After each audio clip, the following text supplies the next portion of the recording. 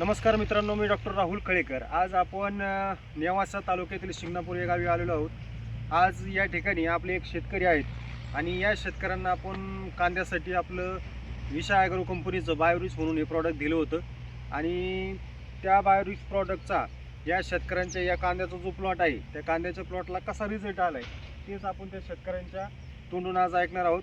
नमस्कार साहेब, तुमचं नाव सांगा पूर्ण? बाळासाहेब मधुकर चौधरी, कांगोणी. कांगोणी।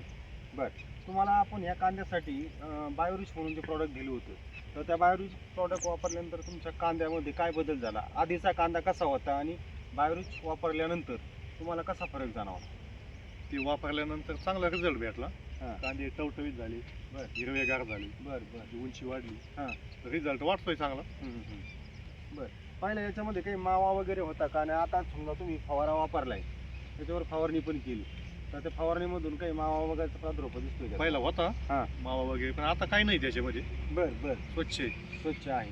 बरं, तर याच्यामध्ये तुम्ही काही कोणत्या रासायनिक कीटकनाशक किंवा नाही. बुरशीनाशकाचा काही वापर केला? नाही, काहीच नाही. बरं, तर ते तुम्ही दिलं तेवढंच वापर. तेवढंच वापर. पण तुम्हाला अशी गरज वाटली नाही का बुवा आपल्या याच्यामध्ये मावा आलाय का, करप्याचं औषध मारावं किंवा कीटकनाशक मारावं, अशी गरज वाटली नाही का?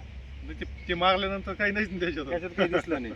पहा मित्रांनो, का या ठिकाणी शेतकऱ्यांना एवढं ढगाळ हवामान होतं, एक साधारणपणे मागच्या आठवड्यात पण हवामान ढगाळ होतं, आज पण हे जे वातावरण पाहताय कडक ऊन पडलेलं नाही, ढगाळ हवामान आहे.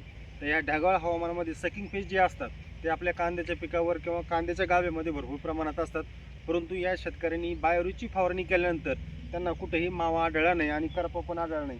यांनी हे बायोरिच औषध हे कांद्या पिकाला खालून पण दिलेलं आहे आणि त्याचा जो परिणाम तुम्ही या ठिकाणी पाहताय तो 100% कांद्याची जी ग्रोथ आहे ती एकसारखी झालेली आहे। तर मी सगळ्या शेतकरी बांधवांना सांगू इच्छितो, जर आपण हे जैविक प्रॉडक्ट वापरलं तर आपल्या शेतीमधील जेवढे बॅक्टेरियल कल्चर आहे तेवढे ॲक्टिवेट करायचं काम आपलं हे प्रॉडक्ट करत असतं। तर मी त्यांना विनंती करतो चौधरी साहेबांना, का तुम्ही शेतकऱ्यांना काय सांगू शकता आपल्या प्रॉडक्टबद्दल? शेवटचा सल्ला.